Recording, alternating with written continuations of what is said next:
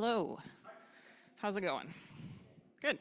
How's the volume? Too loud, too quiet, a little bit louder? Okay. Okay. Just making sure. We don't want to blow anybody's eardrums out. We had a bit of a snafu with that earlier. I'm Angela Metler. I'm an administrative assistant in the president's office at South Dakota Mines. Welcome to Steam Café. We do this every third Tuesday. Steam Café is a partnership with Hay Camp Brewing and South Dakota Public Broadcasting. So we appreciate their support and we appreciate your support as well. We are on Zoom tonight also. And at the end of tonight's presentation, we will have a question and answer session with the presenter. So if you're on Zoom tonight and you have a question, you can type it into the Q&A or the chat box, and we will make sure that it gets answered live. So without further ado, I'd like to introduce tonight's presenter, Dr. Erica Haugtvedt from our Department of Humanities, Arts, and Social Sciences. Oops.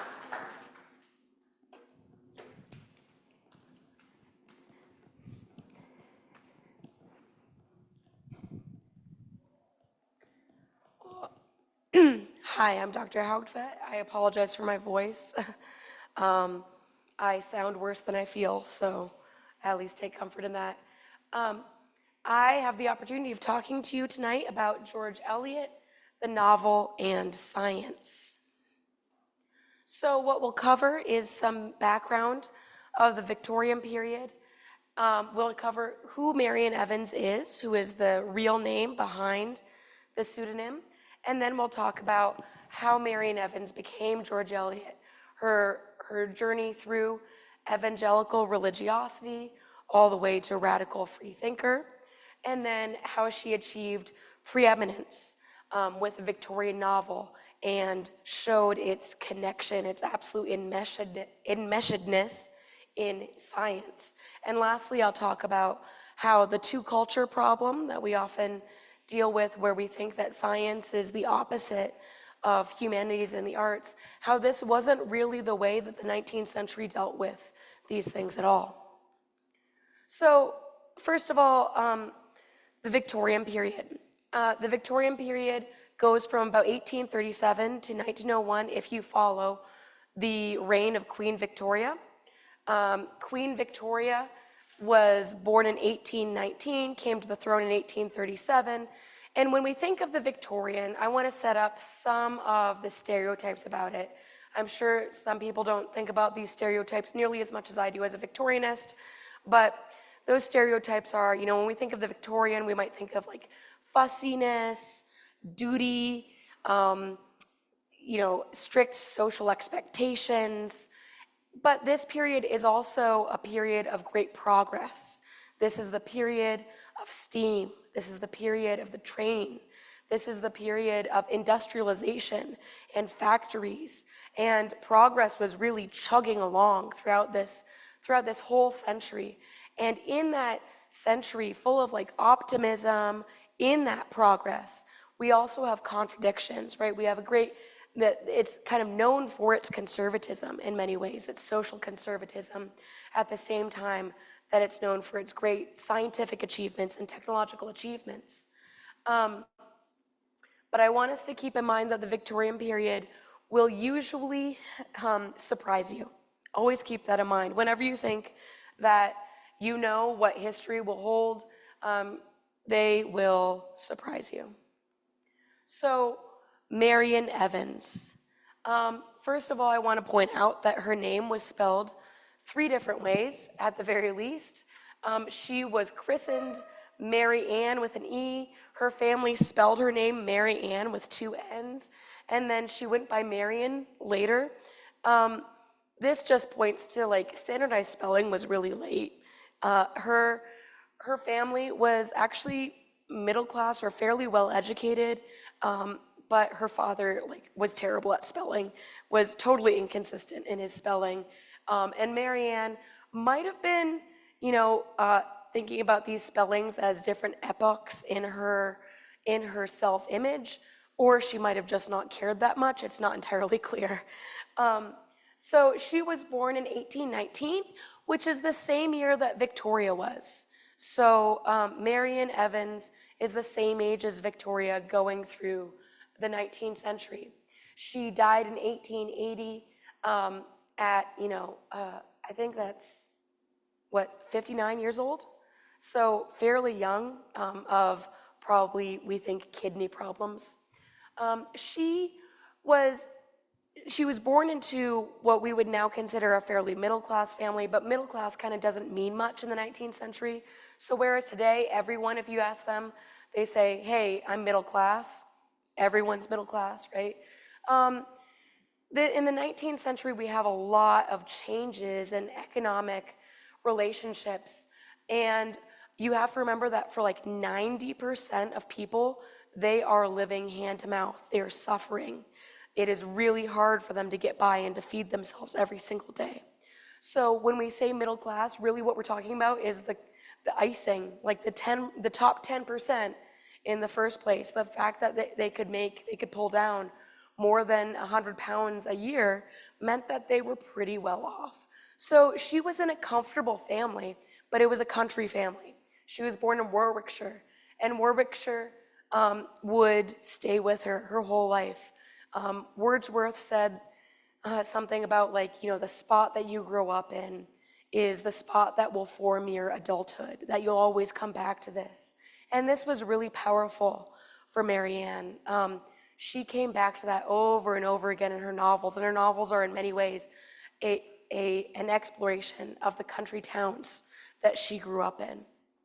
But she was alienated from those country towns. She was in some ways a kind of weird kid. She was the youngest child of her father's second marriage, and she was a daughter. So that means that she was not, people didn't really want daughters. Daughters were burdens to be taken care of, and to you had to make sure that they married well.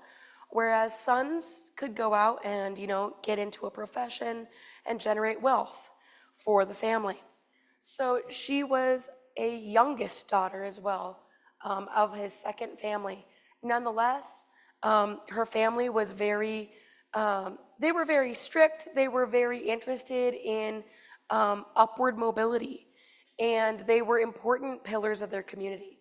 Her father, Robert Evans, was a land agent for a great estate, which means that he was basically a jack of all trades for agricultural issues, and people consulted him for all kinds of agricultural issues throughout the region.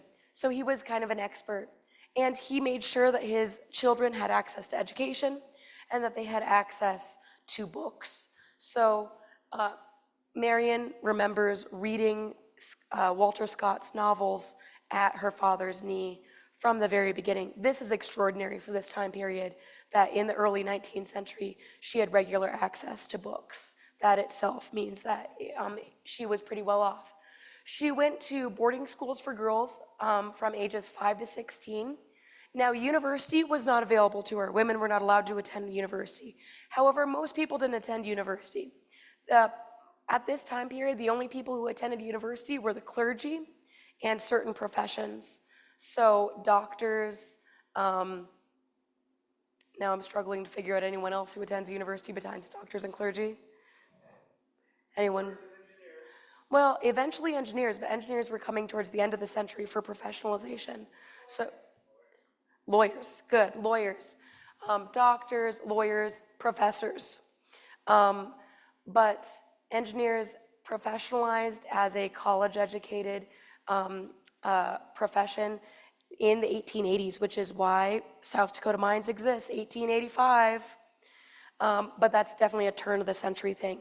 In this period, engineers were really well respected, and they were starting to come about, but science is very interdisciplinary and very kind of inchoate at this time period. So one of the weird things about Marian Evans was her family was very much socially respectable. They went to church regularly. They went to church because everyone went to church. You were supposed to go to church. You didn't need to be all crazy about it though. But Marian, she was a woman of extremes, and she was extremely conscientious. That's probably the one thing I would want you to remember about Marian Evans, is she was very conscientious, and she took her decisions seriously. she became deeply religious in adolescence. She became way more evangelical than her family, and she was puritanical in her belief. She was like, no dancing, no fun stuff, and loved to judge other people about these things.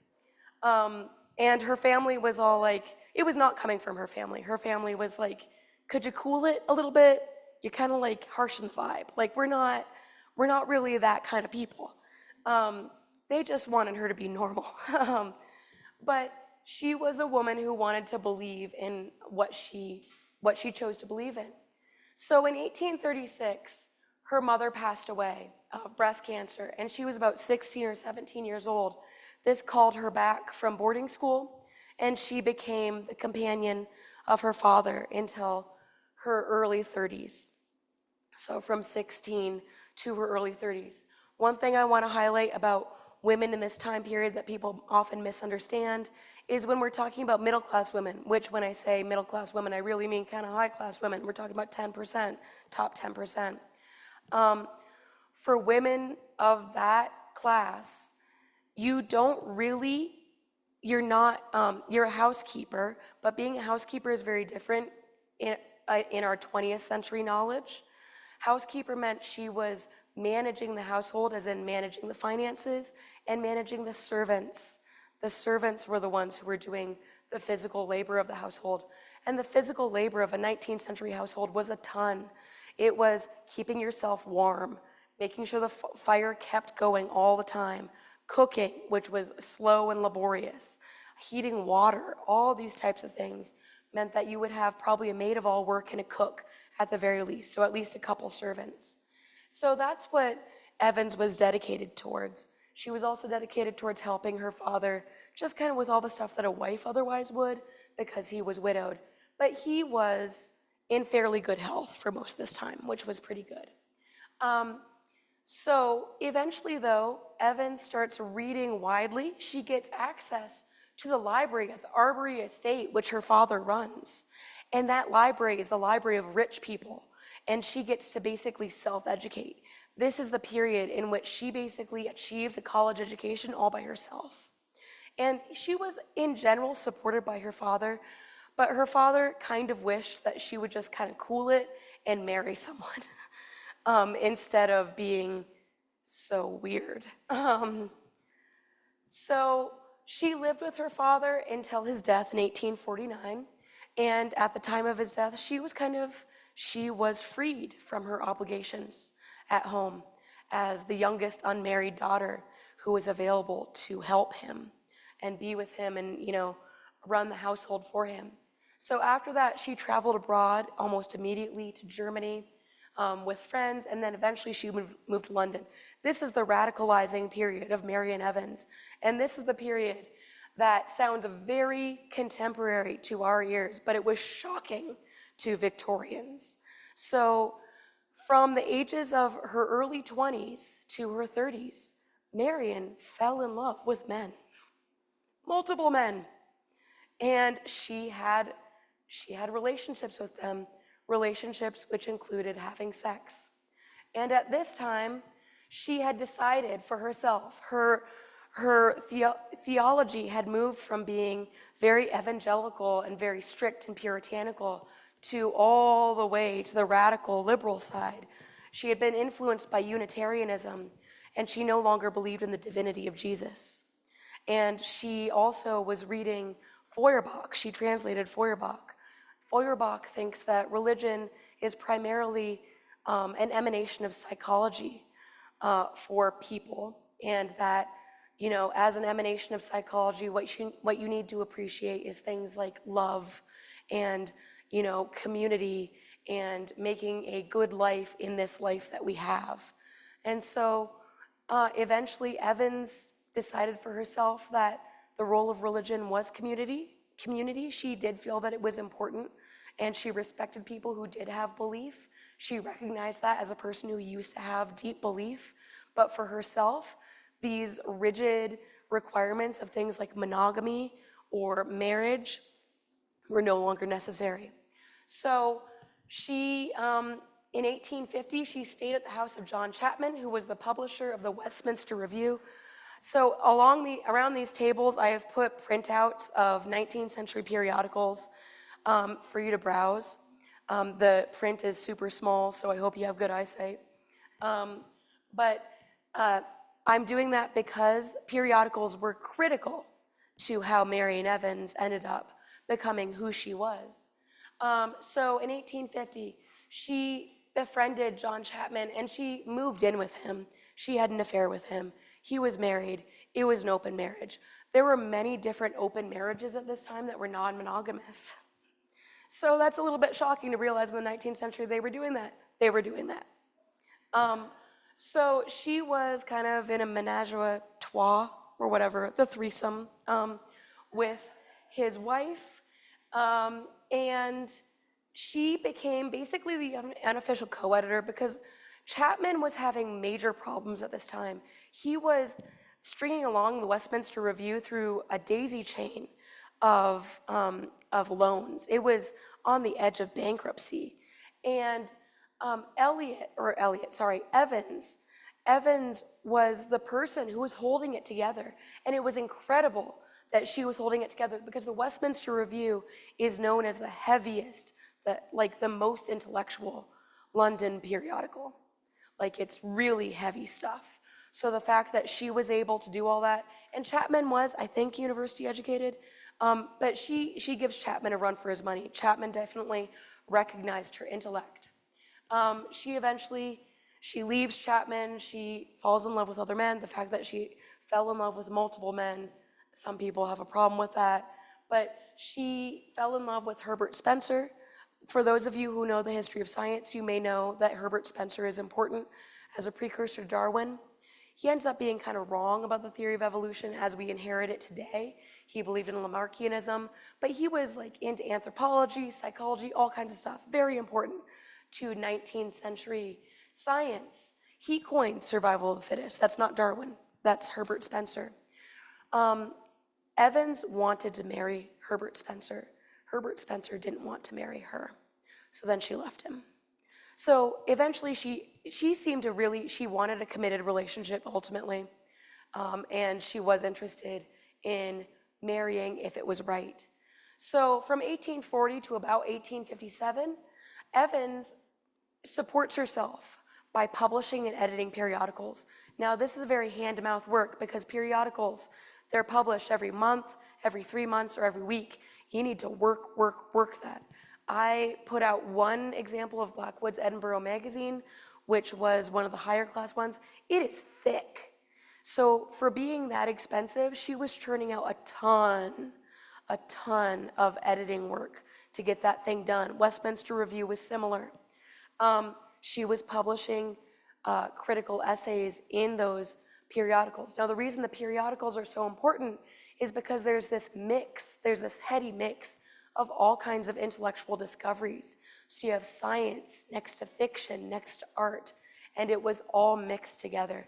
This was critical for Evans refining her art. So during this time, she also started moving towards what we would eventually know as her pseudonym, George Eliot, which is what most people probably know her by today. In periodicals, most people assumed that men published in periodicals. They didn't. Women also did. But they assumed that when it was anonymous, that it was a man, because that was the default assumption. All articles were anonymous. They were unsigned. But the periodical itself was supposed to function as the author. It was supposed to be, Blackwood's Edinburgh magazine was what was carrying the article, not George Eliot. You're buying it because it's Blackwood's, not George Eliot. Does that make sense? Sort of like TV channels today. Like you might seek out something because it's on HBO, and you think HBO has good stuff. I'm gonna go see what they have because they carry good shows. So the title of the magazine was the author. Now, George Eliot, how she becomes George Eliot. So in some ways, for Eliot, very smart men, she was very attracted to extremely intellectual men. She wanted men who were equal to her in intellect, which weren't many. And so She met George Henry Lewis. He was a very smart guy, but also a guy who was in an open marriage. He was in an open marriage from the beginning, but he had separated from his wife because his wife had fallen in love with someone else, actually fallen in love and wanted to be monogamous with that person. And she had many children by that man, and they were not by Lewis anymore. That was one of their things. He said, like, okay, we can be open, but I don't want you to bear children from other men. Well, it happened, but he didn't, that wasn't the breaking point. He was in an open marriage, then he separated from her, and in this period, Evans met him, and they decided in 1854 to live together romantically. This was a consequential decision, because in Victorian terms, this means that Evans is a fallen woman. She is publicly living with a man who is married. Everybody knows what's going on. This would haunt her for the rest of her life to a certain degree. Now, it didn't haunt her nearly as bad as we might think it did. So we might think, oh, that's it. That's the end. She can't do anything. And she feared that, frankly. She feared that would be the end of her career. But the Victorians, they warmed to it, frankly, over time. She was with him until his death in 1878, which was 24 years. So as they entered into the longevity of what she called their marriage, she called herself Mrs. Lewis. People started to be a little bit more tolerant because they were like, okay, I see, you're committed to each other, that's okay. But this is one of the most consequential partnerships of the century, because G.H. Lewis was himself brilliant in science, psychology. He was in journalism and knew all these things. It was a partnership of intellect, and they helped each other. It was George Henry Lewis who told her, you should write fiction. And when she started writing fiction, when she published her first novel, she took the pseudonym George Eliot.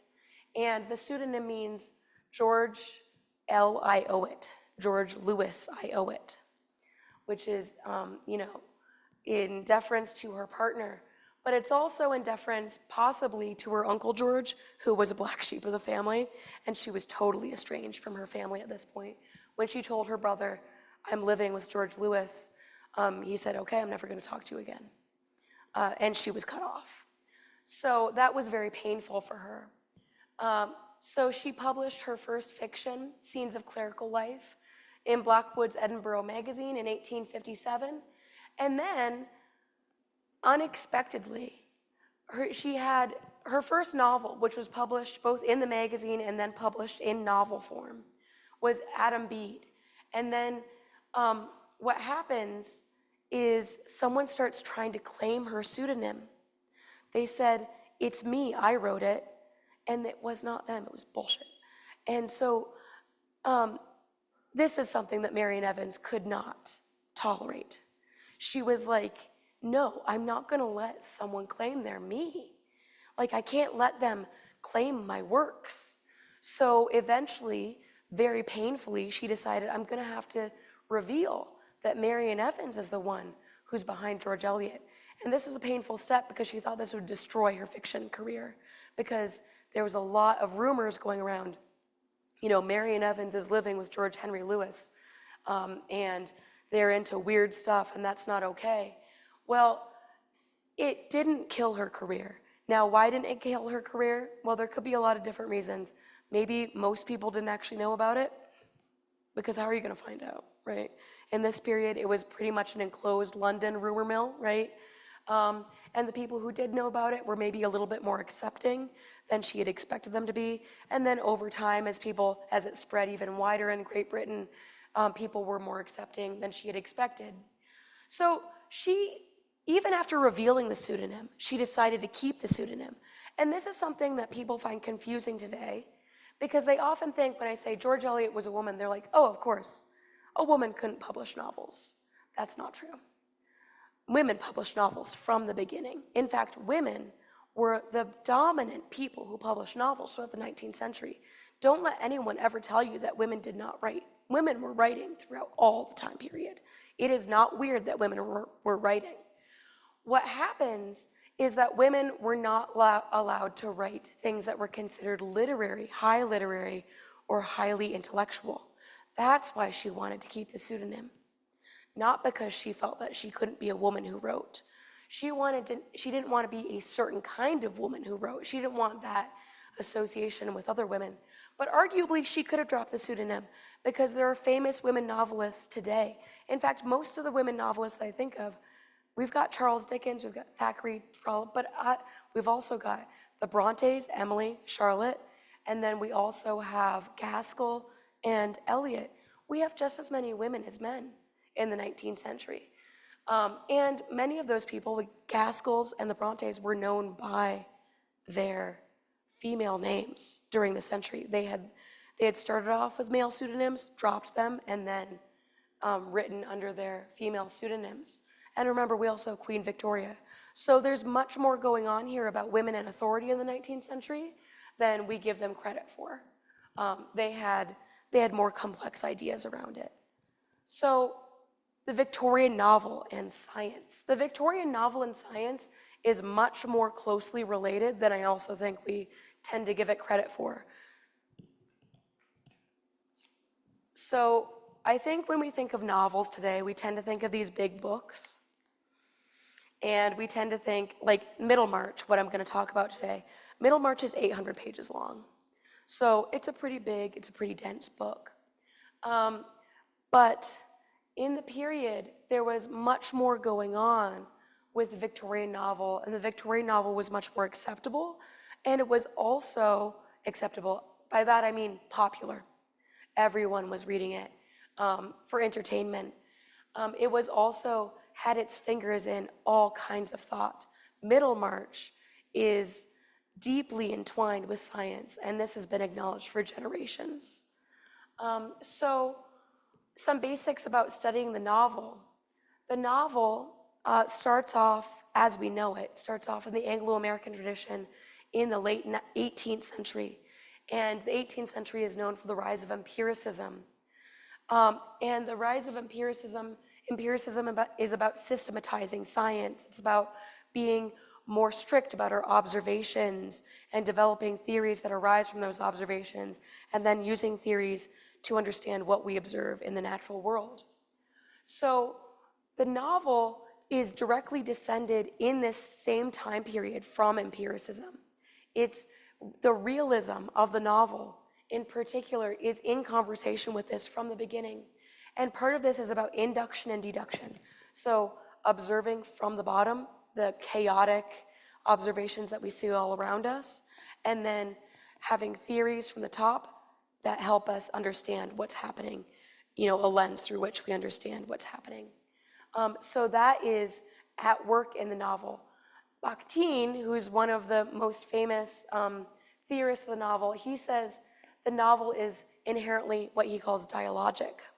That means that there's just a ton of stuff going on in it, just like the periodical, where you've got scenes of description, you've got multiple character sets, and you've probably experienced this when you're reading a Victorian novel where you're like, I hate this character, why are we here?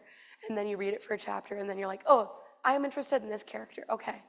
And then, you go back and forth. So this mix of the novel is part of the novel itself. This is very important to the development of the realist novel. The realist novel is trying to get in contact with what it means to live through history, what it means to experience life. So the novel becomes the genre for which the Victorian period is best known. This is one of the ways in which George Eliot is very important to scholars in a way that I think that we don't quite communicate to the rest of the population, because in high school, we tend to study Charles Dickens instead. And we study Charles Dickens because in some ways, he has more short novels available to high school reading, so there's some practicalities involved here. But also, for scholars, though, George Eliot really is the preeminent author of the realist novel. So this is widely considered the masterpiece of the realist novel. I'm fairly confident that if this whole room was filled up with Victorianists and I said this, no one would give me trouble about it. They'd be like, it's fine. Yeah, that's true. So we all agree, 19th century scholars tend to agree, that Middlemarch 1871 to 1872 represents the pinnacle of realist novels of the period. So how did the fallen woman of George Eliot, the disreputable woman, how did she achieve this? How did she achieve this? So part of this was that she was totally in that community of scientists. Her husband, her partner, her life partner, was himself practicing science. He went to university to become a doctor, decided not to finish it because he didn't want to go into clinical practice. He was actually too disturbed by killing animals, ironically. But so he couldn't handle that. She was, along with him, reading all the current science of the day, and she was incorporating that in. She was commenting on things like the use of scientific terminology, scientific metaphors, and scientific characters. One of the main characters of Middlemarch is Dr. Lydgate, and it is placed 40 years prior to when it was written. And part of that, the reason that Eliot was doing that, was she was commenting upon how the theories that Lydgate was using seemed totally bonkers 40 years later.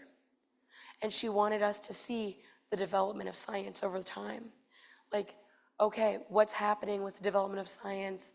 What do we think of as like a claim about truth, a claim about how things work? The long form of the novel was not a mistake in the Victorian period. Part of this is economic, but part of this was a genuine belief in the physiological effects of reading. So the Victorians really thought about psychology, descending from William James, thinking about it as part of the body. They thought the mind was totally connected to the body.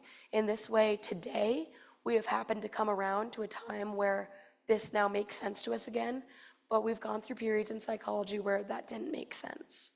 So in the Victorian period, they thought that your body really affected your mind, and they thought that reading over time was a physiological experience, that you would go through being bored. Being bored was part of the point. You were supposed to be bored.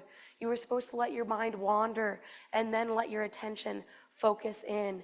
It was this wandering and attention and feeling kind of like, lazy or feeling like frightened, feeling suspense. All of that was an embodied part of reading the Victorian novel over 800 pages, which was supposed to be taken about 100 pages at a time. She published this in 8 parts of 100 pages at a time, not 800 pages at once. So she was also thinking about community. Middlemarch is named for a country English village, and it's very much about the workings of the community. So what we have going on here is her workings of sociology, of observations about how society works, but then how the individual is affected by society, so social psychology, and then psychology itself, how the individual narrates their own feelings, the inner monologues. And she's developing this through strategies of narration. So one of the things that's most celebrated about the novel is the development of free and direct discourse, which is where you have a third-person narrator, so that kind of anonymous feeling narrator, who moves between characters and then subtly is inflecting the way that they're talking about each character's inner thoughts with the tone and mood of that character. That's called free and direct discourse.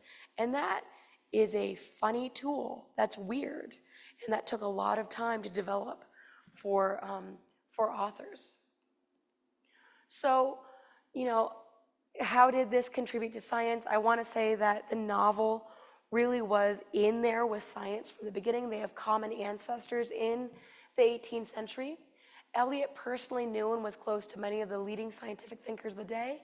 Science was inherently interdisciplinary, and it was not really a university thing. So you didn't really have to have specialized training to be known as a scientist during this period. Her partner, G.H. Lewis, was an accomplished journalist, so part of this is his self-education occurred through those 19th century periodicals, which if you look at them, you'll see a huge mix of articles from war reporting to natural science to history to all kinds of things. He had trained to become a doctor. He was an accomplished author in his own right. If you're a Victorianist, you would probably know things written by Lewis as well. He wrote Problems of Life and Mind. So Eliot works within scientific theory, but she's also using many of its own assumptions and tools to critique it. She wants them to rise above it, to think about how they're producing knowledge. And how they're producing knowledge is really where fiction comes in. Fiction creates its own world, and then it raises questions about world making and the nature of knowledge in that very process. Eliot was super aware of that and was a master at manipulating it. So she's fictionalizing the processes of historicism, the creation of history, and casting doubt upon theories of knowledge. So what I want to end with is that in this period, the two cultures problem didn't really exist. So I want to direct our attention to the fact that the two cultures problem really emerges in the 20th century when we start getting the disciplinary sectioning of the university. The university descends through this period, is starting to specialize, but it's that specialization coming into the beginning of the 20th century that really creates the two cultures problem. The two cultures problem wasn't a problem for the Victorians. It wasn't a problem at all. They had the mix. They were all in there, all doing it together and thinking about it and like interdisciplinarily enriching each other.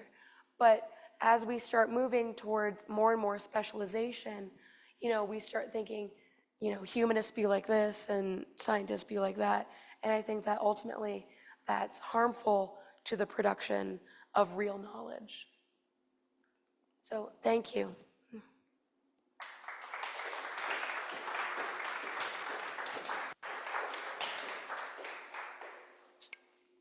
Any questions?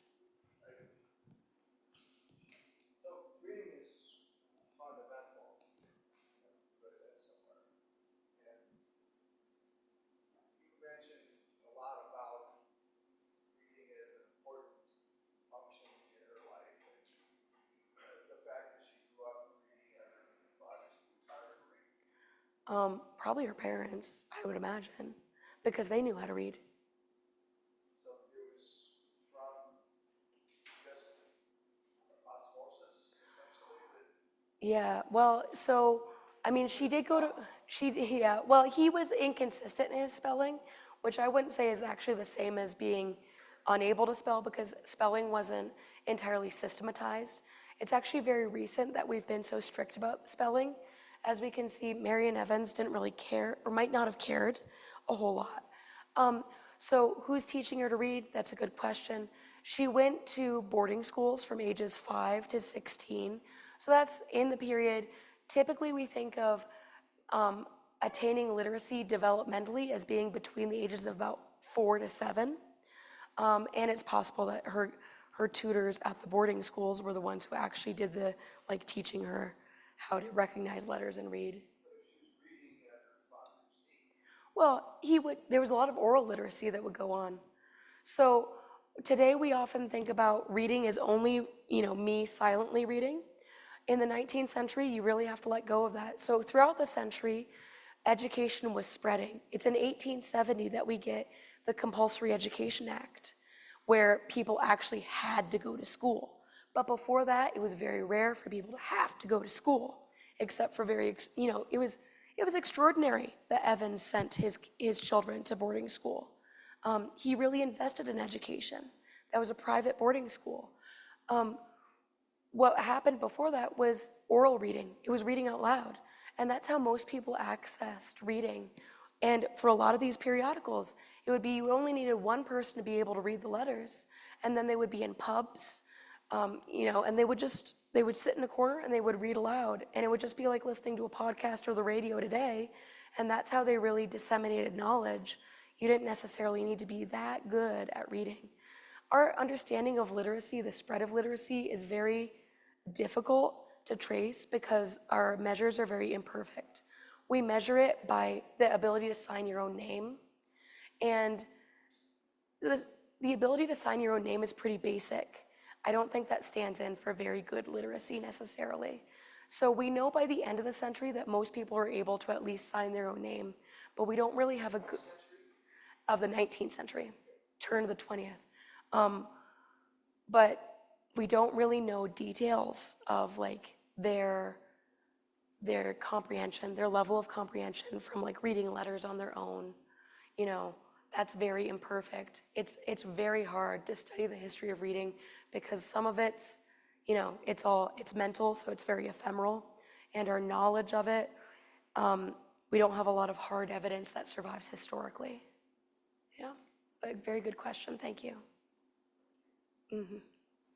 Mary.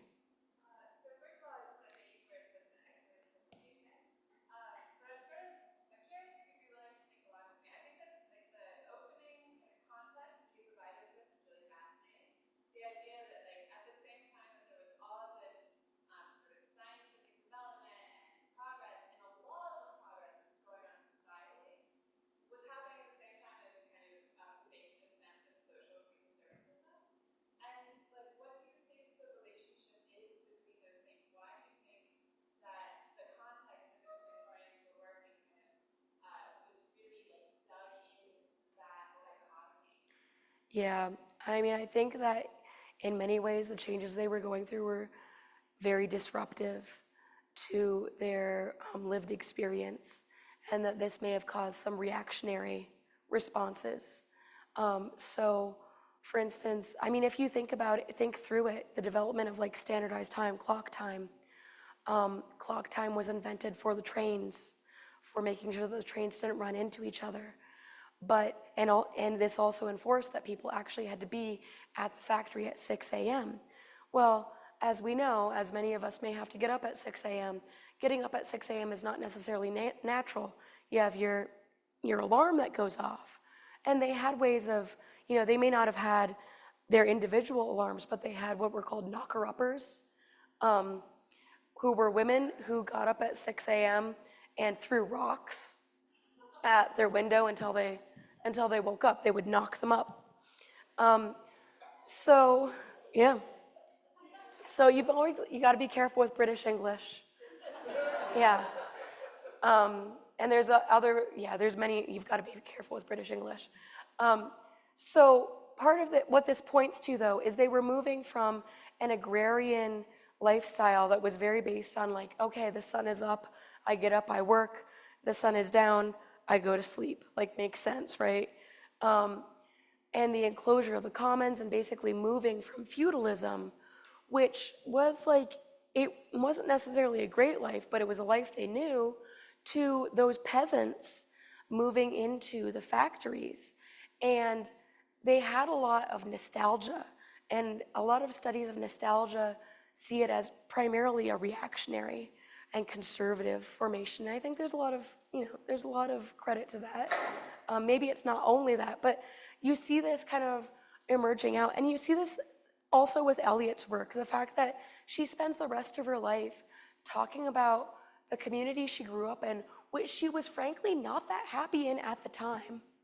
She had a dreadful adolescence of feeling totally out of sync with her community. And yet she felt that Warwickshire was really important to record and to capture and to artistically, to show in some way. This lost sense of the country was incredibly important to the Victorians. So most of her life, she spent in Warwickshire for a while. That's where her father lived and died. Yeah. But then briefly traveled abroad, then London primarily. Yeah. And then she lived in the suburbs of London. And London was a very different place than Warwickshire. Warwickshire, like, she was always sort of known as a country girl. Like, people could always kind of tell that she didn't have the same genteel upbringing as people in London. So there was that classism. Yeah? Did you have anything more to say? Did you have anything more to say about that? No, but about the two cultures. Yeah. I know. This is fascinating to me. Mm-hmm. means well-rounded Yeah. and broad-based instruction and knowledge of a variety of fields, not just Yeah. your specific discipline. Mm-hmm. So I think we in America primarily have bastardized that term, that definition. It is not inherent in the term science, Yeah. which means just knowledge, right? Yeah. Yeah. Yes, I'm sure science probably does mean knowledge. I think it comes from, yeah, omniscience, science. Yeah, you're right. Yeah. Traces to Latin or Yeah, I think that is a root. Yeah. Um, I would argue, yes, I think that we have gone away from this. I think we see this in the struggle that the humanities is facing and the fact that, you know, students to get a bachelor's degree have to get general education in all the fields. And they often feel that this is a waste of their time because they would rather specialize immediately. Whereas me, as a humanist, I feel that this is their last opportunity to experience the heights of knowledge and to see the possibilities of many different disciplines before specializing. So as a person who teaches many general education courses, I absolutely try to remind students that, you know, this is important for your development as a human and that this is really about you as a human rather than like you as a person who earns money. Yeah. Any other questions? Mary? So this is maybe a little bit of a controversial question, but especially when we're talking about like the development of the human, we all know, I think, those of us who are working in higher ed, that large language models and so-called artificial intelligence get in the way of the development of the human. And I can't help but, you know, think of the analog with Victorians, where there's all of this technological development that's happening, and yet people are reacting to it. They're saying, "Whoa, I don't necessarily know that I want to be in a factory." Or maybe my pastoral life, when I could access the commons and collect apples and raise my goats there, was a better life. So I'm just sort of, I'm curious if you'd be willing to riff on kind of that interesting interplay between the emergence of our so-called artificial intelligence and the, you know, the technological progress that's happening in the Victorian era. Yeah, I mean, I think one of the best lessons that the Victorians have to teach us is those times where they kind of messed up their technological progress. So I mean, we kind of laugh at them now. I mean, it's kind of mean, but we, there were multiple times where they were like, oh yeah, it's fine, we'll do this new thing, and then they accidentally poisoned themselves, you know, stuff like that. They were always doing stuff like that because their absolute faith in progress. So I think that we always need to be a little bit cautious about what's happening with new technology, what it actually is, how it's working, and how it's working for humans, like what our priorities are. And I absolutely think that's what science, technology, and society offers, our major, where we try to show, you know, this sociological outlook, this broader context for people to interrogate these things that are major issues today. So with large language models potentially have a lot to offer. I don't necessarily think that they're like, I don't automatically think that they're bad and that they should absolutely go away. But I think we need to understand exactly what they're doing. And what they're doing is they're dealing with large databases of humanly written language, and then they're basically developing conventions from it, genre. I think of it as a genre machine as a person who studies English, because they're predicting. I mean, it sounds way too pithy to say that it's autocomplete. It's not autocomplete. It's like autocomplete that's super smart, but it's predicting what will come next. And so it has this kind of narrowing effect when you ask it things. Now, some things that you might ask it will be, maybe you want something that's completely pat, right? Like an email or something where you're like, I don't know how to write this template for this email. Please help me write a professional email. Maybe that will help. But as a person who teaches technical communication, I would also always urge people to double check the outputs.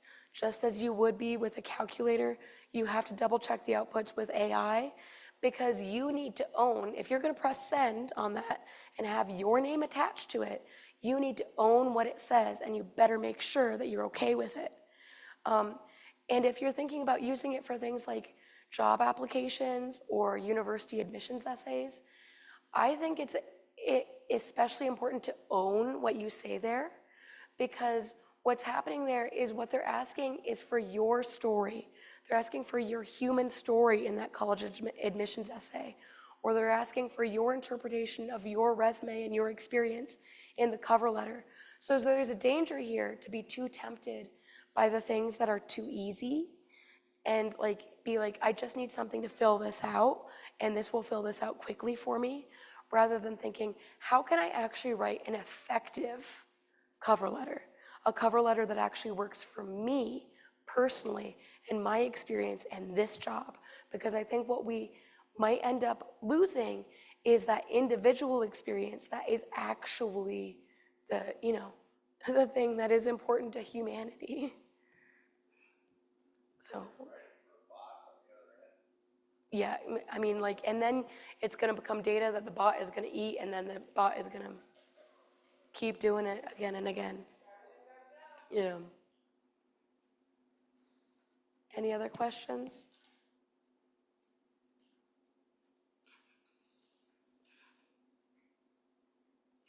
Well, one thing I want you to take away from thinking about George Eliot is George Eliot, for her own reasons, wanted to be a masculine pseudonym, but that doesn't mean that it wasn't possible to be a woman who wrote in history. When we study history, we see women writing all the way back. All the way back. There were great poets, there were great writers who were women. And she was the scientists she dealt with. They were all like, well, Marian Evans is the smartest person in the room. What you gonna do? She really cowed people all the time with how powerful of a mind she had. So her self-education really it's a bootstrap story in some ways, but it's also a story that shows that, you can belong as well. All right, thank you.